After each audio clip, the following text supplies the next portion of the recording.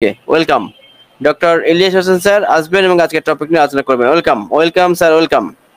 Welcome sir, welcome. Welcome স্যারকে একটু welcome করে নিই আমরা, ডক্টর ইলিয়াস স্যারকে welcome. Sir, welcome sir, most welcome. Sir welcome sir.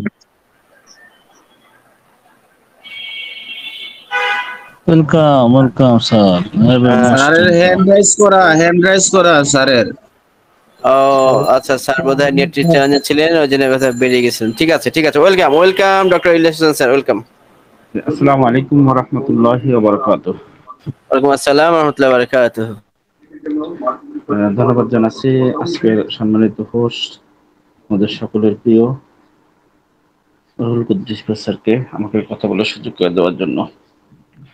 সাথে সাথে ধন্যবাদ জানাচ্ছি জীবনধারা হিন্দার কলকাতার সম্মানিত হোস্ট এসপি মুনাফিল স্যার, ইউনাইটেড হিন্দার সম্মানিত হোস্ট জাফর ইসলাম স্যার, আমাদের মাঝে উপস্থিত থাকে সকল এবার ঠিক আছে।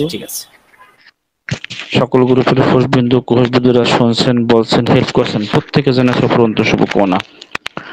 সক্রিয়তান আল্লাহর, যিনি আমাদেরকে সুস্থ রাখতে সুন্দর একটা পরিবেশে আসার তৌফিক দান করছেন। সুস্থতা আল্লাহ একটা নেয়ামত। সুস্থ থাকলেই পৃথিবীর সমস্ত সুখ, সমস্ত নেয়ামত ভোগ করা সম্ভব। এজন্য আল্লাহর দরবারে আমরা সদা সর্বদা শুকরিয়া আদায় করব। দুরূদ ও সালাম পেশ করছি মানবতার মুক্তিদূত হযরত আহমদ মুস্তাফা মুহাম্মদ মুস্তাফা সাল্লাল্লাহু আলাইহি ওয়াসাল্লামের প্রতি। কৃতজ্ঞতা প্রকাশ করছি আমাদের সম্মানিত সিইও এস মোফারি স্যার, তার পরিবারের প্রতি। স্যার এই স্বপ্ন না দেখলে হয়তো আজকে আমরা পৃথিবীর এক প্রান্ত থেকে অন্য প্রান্তে অনপেসিভিয়ান বাংলা ভাষাভাষী এবং সারা পৃথিবী থেকে আমরা এই যোগাযোগ কখনো করা সম্ভব হতো না। এজন্য স্যারকে এবং স্যারের পরিবারের প্রতি আমরা কৃতজ্ঞতা প্রকাশ করছি। বলে আজকের প্রোগ্রামের যে সাবজেক্ট, লুকানো রত্নটি আসার মুহূর্ত মাত্র। তাহলে আমরা আমাদের যে লুকানো রত্নটা আছে, যে এই রত্নটার খুব সন্নিকটে, তাহলে আমরা এটাকে আসলে কিভাবে আলিঙ্গন করব, কিভাবে আমরা রিসিভ করব, কি করা উচিত, এই মুহূর্তে কি ধরনের আমাদেরকে মানে তৈরি হওয়া উচিত। যেহেতু আমাদের বিভিন্ন প্রোগ্রাম থেকে আমরা এই তথ্যগুলো আমরা নিয়ে থাকি, তাতে আমাদের সামনের দিকে অগ্রসর হওয়ার জন্য খুব সহজে আমাদের এটা মানে খুব ভালো একটা কাজ হবে বলে আমরা আশা করতেছি। মানে আমাদের খুব সহজ হবে বিষয়গুলো। এজন্য আমরা যদি এখন থেকে সেই কাজটা করি, তাহলে আরো ব্যাপক হারে এটাকে আমরা সুবিধা ভোগ করতে পারবো। বিশেষ করে আমাদের বেশ কয়েকটা দিন আমার কাছে মনে হচ্ছে বিভিন্ন গ্রুপ থেকে যে জন্য সাড়া পাচ্ছি আমরা, দেখা গেছে আমাদের অনেক বন্ধুবর যারা অনেক প্রোগ্রামে নিয়মিত থাকতেন না, তারা অনেকেই এখন আমাদের নিয়মিত প্রোগ্রামে বিভিন্ন প্রোগ্রামগুলোতে আমরা দেখতে পাই এবং অনেকেই বিশেষ করে মেসেজ করে। সেই থেকে বোঝা যাচ্ছে যে আমাদের অনেক বন্ধুরা এখন মোটামুটি তাদেরকে ঘুম ভাঙছে। এজন্য আমাদের অত্যন্ত আনন্দের বিষয় যে আমরা আমাদের এই বন্ধুদেরকে অন্তত একটু দেরি হলেও তাদের হয়তো ঘুম ভাঙানোর জন্য আমাদের সমস্ত বাঙালি কমিউনিটিগুলো যে প্রচেষ্টা চালিয়েছে, এর একটা জাগ্রত, একটা জাগরণ আমরা দেখতে পাচ্ছি। এটা আমাদের জন্য অত্যন্ত আনন্দের বিষয়। আর এজন্য আমরা এটাকে অব্যাহত রাখবো, এটাকে সাফিসিয়েন্ট মনে করবো না। আমাদের যতক্ষণ পর্যন্ত কোম্পানি আমাদের সর্বশেষ আমাদের যে প্রত্যাশা এই জায়গায় না পৌঁছে, ততক্ষণ পর্যন্ত আমরা বাংলা ভাষাভাষী যারা আছি কেউ কার জায়গা থেকে যেন অন্তত যোগাযোগটা অন্তত বন্ধ না করি। কারণ আমাদের প্রত্যেকের জন্য আমাদের আগামী সময়গুলোতে বিভিন্ন সময় দরকার হতে পারে। বিশেষ করে আমরা যাদেরকে ভিলেজার আছে, যার অনেকে আমরা জানি না আমার ভিলেজারকে, এই ক্ষেত্রে কিন্তু আমাদের জন্য খুব গুরুত্বপূর্ণ একটা বিষয়। তাদেরকে আমাদের কিন্তু খুব সবসময় দরকার হতে পারে, শুধু পারে না, কখনো কখনো দরকার হবে।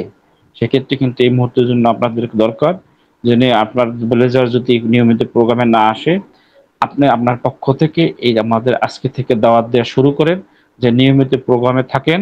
কারণ আগামী দিনগুলোতে কোম্পানি যখন আসবে, তখন আপনি যদি প্রোগ্রামে নিয়মিত না থাকেন, তাহলে আপনার কোন বিষয়, কোন সমস্যা, কখন, কিভাবে, কোন জায়গায় গেলে আমরা মূলত এই হেল্পটা পাবো, আমাদের প্রতি সপ্তাহে 7 দিন প্রতিদিন আমাদের যেহেতু আলোচনা হয়, সেই ক্ষেত্রে আমরা ছোট ছোট আকারে এই তথ্যগুলো, এই টেকনিক্যাল পার্টগুলো সম্পর্কে আপনাদেরকে সহায়তা করার একটা সুযোগ পাই। যেহেতু অনপিসিবি পৃথিবীর ইতিহাসে এত বড় কোনো কোম্পানি আজ পর্যন্ত আসে নাই পরিকল্পিতভাবে। এখন পর্যন্ত কোনো ইতিহাস পাওয়া যায় না যে একটা জয়েন্ট ভেঞ্চার একটা কোম্পানি, মাল্টিন্যাশনাল একটা কোম্পানি রূপ ধারণ করছে। এমন একটা কোম্পানি প্রথম লঞ্চিং এ পৃথিবীর একই সঙ্গে 200+ দেশের সাথে একসাথে সম্পৃক্ত হয়ে কোনো কোম্পানি আজ পর্যন্ত জন্ম হয় নাই পৃথিবীর ইতিহাসে। এটা কিন্তু অনপিসিবির দ্বারা সম্ভব হইতেছে। লঞ্চিং এর আগেই কিন্তু 200+ কান্ট্রির সাথে ছোট বড় কম বেশি করে কিন্তু সংযোগ হয়েছে। যেমন গুগলের মতন কোম্পানিও সেও কিন্তু প্রথম যখন তাদের লঞ্চিং হয় তখন 18 থেকে 22টা সম্ভবত 22টা দেশের সাথে তারা তাদেরকে ইকোসিস্টেমকে একত্রিত করে তখন কিন্তু তারা এই দেশ তারা কিন্তু প্রথম শুরু করে। এরপর কি আস্তে আস্তে আস্তে আস্তে পৃথিবীর বিভিন্ন দেশ তারা কিন্তু সংযোগ বৃদ্ধি করে এটার সাথে আওতাভুক্ত আসে। ফলে দেখেন এত বড় কোম্পানি আজকে গুগলকে দেখতেছি আমরা যে জায়গা থেকে, তারা কিন্তু একই সঙ্গে কিন্তু পৃথিবীর 200+ দেশের সাথে সম্পৃক্ত একসঙ্গে করতে পারে নাই। এই জায়গা থেকে অনপিসিভ আমি আপনার জায়গাতে কি ধরনের পরিকল্পনা করতে পারি বা কোম্পানির কোন জায়গায় আমরা কাজ করতেছি বা কোন জায়গায় আমরা আছি এটা চিন্তা করতে পারি। আর একটা মজার বিষয় হয়েছে যেটা আমরা সবসময় জানি, সবসময় আলোচনার ভিত্তিতে আমরা রাখি যে আমাদের কোম্পানিটাকে এত উচ্চ মানের যে বর্তমান যে টেকনোলজির যুগ আছে, এই যুগে যে কোম্পানিগুলো বর্তমান স্টিল নাও এরা চলমান আছে, এই কোম্পানিকে সমস্ত কিছু অ্যানালাইসিস করে পরবর্তী 100 বছরের জন্য আগামী যে পরিকল্পিত প্রকল্পগুলো দরকার এটাকে সাজাইয়া গুছাই একটা কোম্পানি আসছে। এখন পর্যন্ত এটাকে ওইভাবে কিন্তু আনুষ্ঠানিকভাবে নামতে পারে নাই, সেই জায়গায় কিন্তু অনপিসিভ কাজ করতেছে। তাহলে বোঝা যাচ্ছে অনপিসিভ কোন জায়গায় আমাদের কাজ করবে। এবং দেখেন আমাদের শুধুমাত্র আমাদের পার্সোনাল কাস্টমার যেটা আমরা এখানে ফাউন্ডার আছে 10 লক্ষ প্লাস 14 লক্ষ কাস্টমার, তাহলে এটা কিন্তু কম না। এটাকে মানে একজন মানুষ যদি পৃথিবীর এক প্রান্ত থেকে আর এক প্রান্তে যদি তার সম্মান খ্যাতি অর্জন যদি এখান থেকে মানুষের কাছে পৌঁছাইতে পারে, তাহলে আমরা 14 লক্ষ ফাউন্ডার কেন পারবো না? তাহলে আমাদের জন্য কি করণীয় দরকার? তাহলে আমাদের এখন একটাই দরকার, সেটা হচ্ছে দৃঢ় প্রতিজ্ঞা, মানসিক মনোবল ঠিক রাখা এবং লক্ষ্যকে স্থির করে সামনের দিকে অগ্রসর হওয়া। আমাদের আর পিছিয়ে তাকানোর কিন্তু আর সময় নেই। এই ক্ষেত্রে আমাদের যে যা দরকার সেটা নিয়মিত প্রোগ্রাম থাকা, যে বিষয় সম্পর্কে আমাদের জানা প্রয়োজন সেই বিষয় সম্পর্কে আমার ধীর চিত্তের সাথে আমরা স্টেপ বাই স্টেপ একটু একটু করে আমাদের যে বন্ধু ভাই বা যাদেরকে আমি কাছে পাবো তাদের কাছে আমি যে একটু শিখি, তাহলে কিন্তু আপনার এই কাজগুলো খুব দ্রুত হয়ে যাবে। আর মোবাইল হাতে আসার কারণে আমাদের এই টেকনিক্যাল কাজ, ইন্টারনেট জগতের কাজ কিন্তু অনেক সহজ হয়ে যায়। কারণ আমি মোবাইলের স্ক্রিনের আঙ্গুলের ইশারায় বা হাতের দ্বারাই কিন্তু আমি কাজগুলো করতে পারি। বা এটা যদি কম্পিউটারের মাধ্যমে হয়, প্রাথমিক পর্যায়ে যদি আপনাকে দেখা গেছে মাউস দিয়ে কাজ করেন, তাহলে দেখা গেছে এটাকে আপনাকে অনেক সময় অনেক দূরত্ব মনে হবে, মানসিকভাবে একটা হেজিটেশন ফিল করবে। তো এটা অনেকগুলো বিষয় থাকে। সেই ক্ষেত্রে কিন্তু ইন্টারনেট জগৎটাকে মোবাইলের কারণে কিন্তু আরো সহজ করে দিচ্ছে, মানুষ খুব সহজলি কিন্তু এই কাজগুলো করতে পারে। তাহলে আমরা এই জায়গাগুলো একটু নজর দিই এখন, কারণ আমাদের কিন্তু খুব কাছে সময় আমার কাছে মনে হয় আর কি। তাই সেই জায়গা থেকে যদি আমরা এখন থেকে যদি প্রস্তুতি না নেই, তাহলে আমাদের অনেকগুলো গ্যাপ থাকবে। সেই গ্যাপগুলো আমাদের পূরণ করতে হলে একটা সময় দেখবেন যে এখন আমরা কাদের কাছে আসছি, বিভিন্ন গ্রুপের যারা ওনারা আছে তাদের কাছে আমরা বিভিন্ন বিষয়ে ইনফরমেশন জানতে চাচ্ছি, তথ্য জানাতে পারছি। একটা সময় দেখবেন যে আপনার আমার ব্রেনের ভিতরে কিন্তু এডি থেকে যাবে। ধরেন কোম্পানি যদি আগামী আরো 6 মাস পরে আসে, উদাহরণ দিতেছি, অথবা একদিন পরে আসে বা 5 দিন পরে আসে বা 1 বছর পরে আসে, কিন্তু আপনার ভিতরে একটা টেন্ডেন্সি, মানসিক একটা আপনার ভিতরে কি একটা সব কর্নার জন্ম নেছে যে অমুক গ্রুপের অমুক মেয়েদের সাথে কথা বলতে শুনছি, এদের কাছে গেলেই আমার কাজটা হবে। এই যে একটা ভিউ, তাহলে আপনার এই একটা গ্রুপ থেকে, বাংলাদেশের অনেকগুলো গ্রুপ আছে, সেই গ্রুপ থেকে যারা এই মেশিনগুলো পরিচালনা করে, তাহলে আমার বাংলাদেশে যদি আমরা চিন্তা করি, তাহলে আমরা 95,318 জন ফাউন্ডার, আমরা দেখা গেছে মুসলিমের কয়েকটা গ্রুপ পরিচালনা করি। তাহলে এদের ভিতর দেখা গেছে যারা দায়িত্ব পালন করতেছে এরা সমষ্টিগত হয়তো সব মিলে হয়তো 20, 25, 50 জন। তাহলে আমরা যদি সবাই যদি তাদের কাছে যাই, তাহলে এই ব্যক্তিগুলোর অবস্থা কি হবে একবার চিন্তা করছেন? তাহলে আমরা কি করতে হবে? আগে থাকতে আমরা গ্রুপ ভিত্তিক বা অঞ্চল ভিত্তিক যে যার কাছে ভালো বোঝে আমাদেরকে এখানে যে আমাদেরকে পাশাপাশি শিখিয়ে দিতে পারি, তাহলে আমাদের জন্য ভালো হবে। কারণ আমরা এমন একটা রত্ন পেতে যাচ্ছি যে রত্নের আমার মহামূল্যবান, তাহলে আমাকে কোনো সন্দেহ নাই। কিন্তু এই মুহূর্তটা খুব গুরুত্বপূর্ণ একটা বিষয়। কারণ আমরা যে সময় কালের সাক্ষী, সূরাতুল আসরের ভিতরে আল্লাহ পাক নিজেই কসম করে বলতেছে, ওয়াল আসর ইন্নাল ইনসানা লাফি খুসর ইল্লাল্লাযিনা আমানু ওয়া আমিলুস সলিহাত ওয়া তাওয়াসাউ বিল হক ওয়া তাওয়াসাউ বিস সবর। তাহলে এখানে কিন্তু এই চারটা বিষয় সম্পর্কে উল্লেখ করে গেছে। তার ভিতরে সময়ের কসম কিন্তু আগে খাওয়া হয়েছে। তা সময় যদি আমাদের এখানে কালক্ষেপণ না হইতো, দেখেন আল্লাহর কি মেহেরবান আমাদের এই কোম্পানির উপরে। আজকে আমরা 2018 সাল থেকে শুরু করছি, বাংলা ভাষাভাষী যারা আছে আমরা 21 সাল থেকে ব্যাপকভাবে জানছি। তো 20 সালের শেষের 2-3 মাস যারা পাইছি, হয়তো তারা মুসলিমের কয়েকজন ছিল, খুব বেশি ছিল না বাংলাদেশ আমার জানা মতে। তারা কিন্তু সংঘবদ্ধ হইতে পারে নাই, মানে সিরিয়াস মানে এলোমেলো অবস্থায় ছিলেন। তখন কিন্তু এতটা মানে জোরপূর্বক ভাবে কি করণীয় উচিত, কোথায় কাজটা করলে হবে, কাকের সাথে কাজ যোগাযোগ করলে সুসংগঠিত হবে, এভাবে কিন্তু কাজটা তখন শুরু হয় নাই। যখন পরিমাণে বৃদ্ধি হয়েছে তখন দেখা গেছে দলবদ্ধভাবে আস্তে আস্তে গ্রুপ ভিত্তিক যার যার প্রোগ্রাম করার একটা সুসংগঠিত হয়েছে। এটা আমাদের জন্য জানা বোঝা পাওয়ার ক্ষেত্রে ভালো একটা কাজ আমাদের সময় দিচ্ছে। অন পেসিফিক নির্ধারক হিসেবে যাদেরকে এখান থেকে নিয়োগ করা হয়েছে, যাদেরকে দায়িত্ব দেওয়া হয়েছে, সময়ের পরিক্রমায় দেখেন এদেরকে আসল রূপটা কিন্তু বের হয়ে গেছে। আল্লাহ পাকের কত মেহেরবান বলেন তো। ধরেন যদি এই কোম্পানিটা যদি আরো ধরেন না 2023 সাল হয়েছে, আজকে ধরেন 25 সাল, এখন কোম্পানির এই 2টা বছর যদি প্রচলন থাকতো, এই অবস্থা যদি আমাদের পৃথিবীর একটা প্রান্ত থেকে আর একটা প্রান্তে চলে যেত, আর এই অবস্থায় ব্যাপক একটা পর্যায়ে কিন্তু আমাদের ব্যবসায়িক একটা অবস্থান তৈরি হইতো।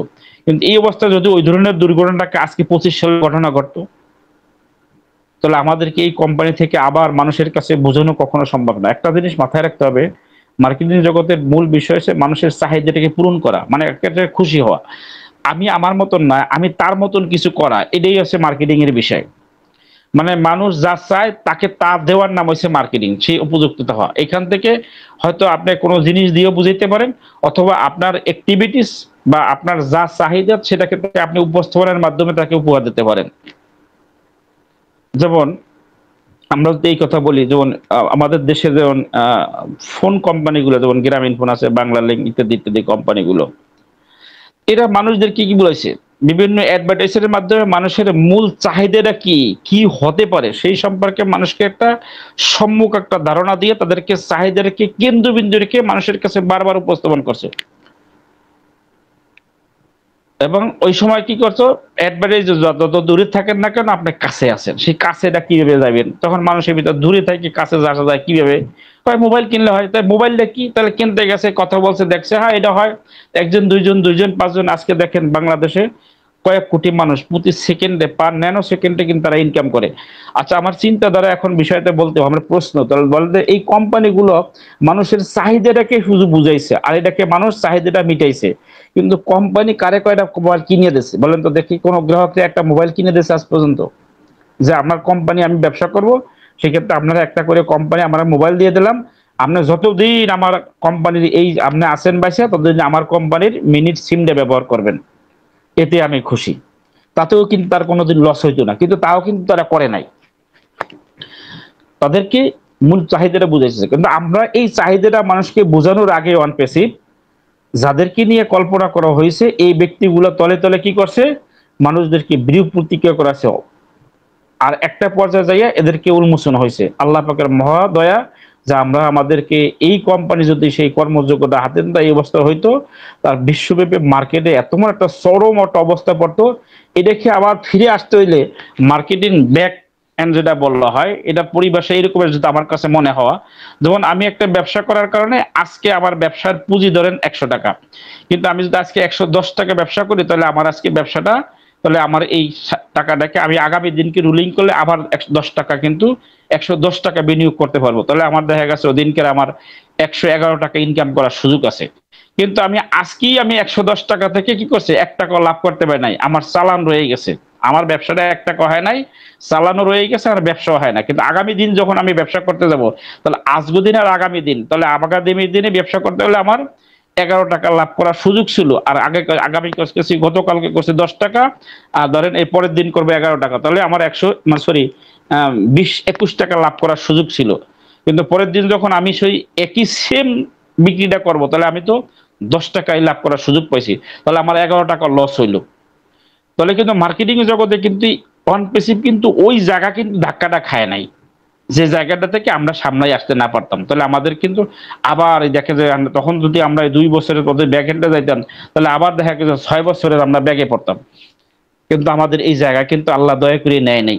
এজন্য আমাদের আল্লাহর কাছে শুকরিয়া আদায় করি, কারণ আল্লাহ আমাদের যেখানে এরশাদের মাধ্যমে, এখন যে জায়গা থেকে বোঝার মাধ্যমে এই কোম্পানিকে এখন যে অবস্থান আসছে, আমার কাছে মনে হয় আরো সুদূর হবে। যেহেতু এরশাদের একটা উপমা দিয়েছিলেন, যেমন আমাদের এলেন মার্কস প্রথম দিন মহাকাশ যখন শুরু করে তখন ব্যর্থ হয়, দ্বিতীয়বার ব্যর্থ হয়, তৃতীয়বার ব্যর্থ হয়, চতুর্থবার যে উনি এটাকে জয় করে আজকে পৃথিবী সে শ্রেষ্ঠতম ধনী, পৃথিবী তাকে এক বাক্যে চেনে, তাকে তার এলেন মার্কসের মানে ব্যবসা মানে একটা পাগলামি, সে যা চায় তাই করতে পারে।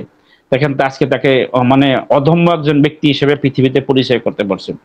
আর অনপেসিভ কিন্তু এরশাদ তার উদাহরণ দেয়া মানে এরশাদ কিন্তু তার মতনই একজন ব্যক্তি, সে তার চাইতে বড় কিছু করতে যাচ্ছে, যেটাকে তার ব্যাপকতা সম্পর্কে আমরা হয়তো জানি না। কারণ আমরা যতটা প্রচার করবি তিল থেকে তাল করে ফেলি, মানুষের উপকারের সাথে অপকার বেশি করে ফেলি, যার কারণে আমাদের কি হয়, অন্যরা এটাকে বুঝে আমাদেরকে ক্ষতি সাধন করে। এরশাদ হয়তো এই জায়গার কারণে হয়তো আমাদের একটা শব্দ এখন বলতেছে না, এটা আমাদের জন্য হয়তো ভালো একটা দিক। আল্লাহ পাক দয়া করুক যে আমাদেরকে প্রত্যেকের নেক মকসদ পূরণ করুন। কারণ আমরা যারা এখানে দীর্ঘদিন সময় ব্যাপন করে আসছি, আমাদের প্রত্যেকের প্রত্যাশা ছিল একটাই, যে আমরা নিজে ভালো থাকবো, অনেক ধন দৌলত, অনেক টাকা পয়সা ইনকাম করব, বর্তমানে যা আছে তার সাথে ভালো থাকবো। দেখেন আল্লাহ চায় তো আমরা যা পরিকল্পনা করছে এর সাথে দেখবেন অসংখ্য অসংখ্য দিতে পারে, অসংখ্য অসংখ্য দিতে পারে। হয়তো আমি আপনি যা চিন্তা করছি দেখবেন যে আল্লাহ রহমতে হয়তো কোম্পানি যখন আপনাকে দেবে, তখন দেখবেন যে পূর্বের চাইতে কিন্তু পরবর্তীতে কিন্তু আরো বেশি পাবেন, যা আমরা চাই না তার চাইতে কিন্তু বেশি পাবো আশা করে যাই। তো এটা তো আল্লাহ পাকের একটা মহান দয়া থাকবে আমাদের প্রতি, কারণ আমরা ধৈর্যশীল হিসেবে আছি, ধৈর্য ধারণ করছি, এবং আমাদের যারা ধৈর্যচ্যুত হয়ে গেছে, সূরাতুল আসরের মতন এভাবে যদি ধৈর্যচ্যুত হয়, তাহলে আমরা ক্ষতির ভিতরেই থাকবো। দেখেন আমাদের ভিতরে আজকে যারা নেগেটিভিটি আছে, দেখেন একটা পর্যায়ে দেখেন বাংলাদেশে এখন কিন্তু আবার সবাই ঘুরে দাঁড়াইছে, সবাই প্রোগ্রামে আমরা আসছি, সবাই এখন প্রোগ্রামে, প্রত্যেকটা প্রোগ্রামে দেখবেন শত শত লোক কিন্তু এখন প্রোগ্রামে আসতেছে। আচ্ছা বলেন তো দেখি, এখন এই মুহূর্তে যারা নেগেটিভিটি ছিল বিভিন্ন মিডিয়াতে তারা কি চার করে বেড়াইছে, এই ব্যক্তিগুলো যখন আমার আপনার সামনে আসবে, বলেন তো দেখি ও নিজেকে এখন স্বাভাবিকভাবে এলে ধরতে পারবে, নিজেকে সৎ ব্যক্তি হিসেবে পরিচয় দিতে পারবে? পারবে না। ওই যে এরশাদের যারা করাপশন করছে, তাদেরকে যেমন দুর্বিষহ জীবনযাপনের জন্য যেমন শাল্টিং চলতেছে, আগামী দিনগুলোতে এরা মানসিকভাবে শাল্টিং এ পড়বে। তখন আমার আপনার যখন যারা নেগেটিভিটি করছে, অন্তত আমি আপনি তো অন্তত দেখলে এই ব্যক্তিগুলোতে অন্তত মানসিকভাবে তত কষ্ট পাবো। যাতে দেখেন কোম্পানি কি করতেছে, আর উনি ওনার কথার দ্বারা মানুষকে কত ক্ষতিগ্রস্ত করছে। আল্লাহ পাক যেন আমাদেরকে প্রত্যেকে বুঝতে, যেন আমরা সঠিক জায়গায় অন্তত থাকি। আর সবার কাছে আমার বিনীত অনুরোধ থাকবে, আমরা মিলেমিশে হাতে হাত রেখে আগামী দিনগুলোতে যে আমরা পরিচালনা করতে পারি, আমরা মৃত্যুর আগ পর্যন্ত যেন আমরা এই প্রত্যাশা রাখতে পারি। আমি আমার জীবনে যাহা কিছু সুন্দর মনে করি, পসিবল মনে করি, সত্য মনে করি, ভালো মনে করি, আমরা যেন প্রত্যেকের জায়গা থেকে যেন আমরা সেইটাও যেন স্বাভাবিকভাবে তার জন্য কামনা করতে পারি। তাহলেই আমাদের জায়গা থেকে আমাদের যে প্রত্যাশা, এটাকে আমরা পূরণ করা সম্ভব হবে। মানুষ হিসেবে আমাদের ভিতর হিংসা, বিদ্বেষ, দেমাগ, অহংকার এটা স্বাভাবিক, এটা শয়তানের প্ররোচনা, এটা থাকবেই।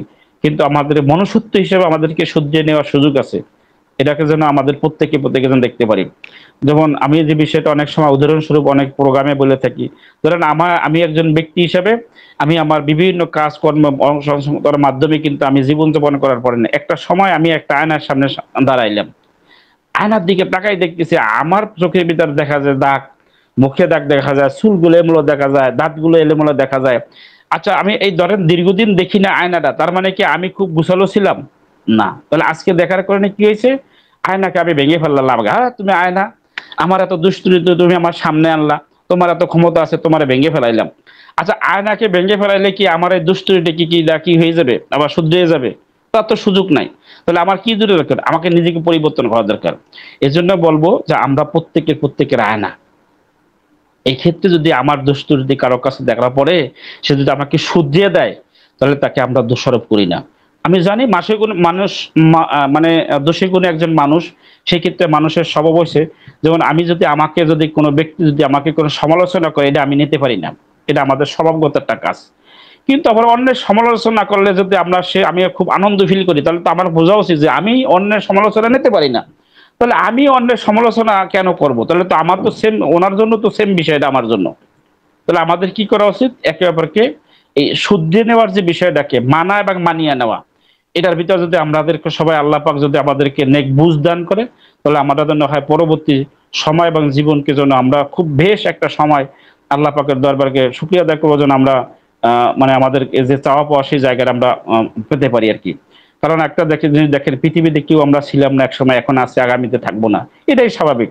আল্লাহ পাক ঘোষণা করছে কুল্লু নাফসিন যায়িকাতুল মাউত, প্রত্যেক ব্যক্তিকে মরণের স্বাদটি গ্রহণ করতে হবে। এখান থেকে আমরা কেউ পালিয়ে যেতে পারবো না।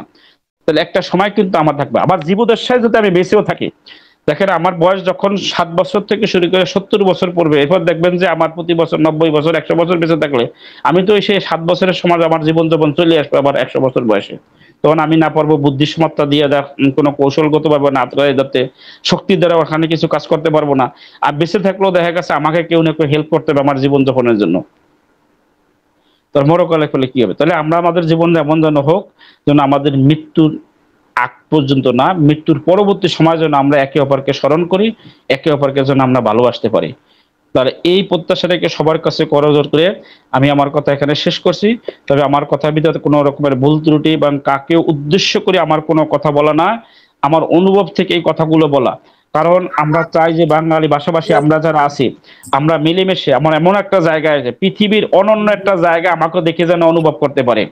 আমাদের যে পূর্ব পরিচিত উত্তরসূরি হিসেবে যেন আমাদেরকে কেউ পরিচিত না করে, যেন বাঙালি এমন এমন এমন এমন এই যে ব্যাড রেকর্ড গুলো আমাদেরকে প্রদর্শিত না হয়। আমরা যেন এমন একটা যুগ, এমন একটা সময় আমরা পদার্পণ করছি, পৃথিবীর শ্রেষ্ঠ সন্তান হিসেবে যেন আমরা মানুষকে উপহার দিতে পারি। এই প্রত্যাশা রেখে আমি আমার কথা এখানে শেষ করছি। আমার জন্য দোয়া করবেন। ওমা তৌফিক ইল্লা বিল্লাহ। ওভার টু আজকে সম্মানিত হোস্ট, সকলের প্রিয় Ruhul Quddusi. So much sir.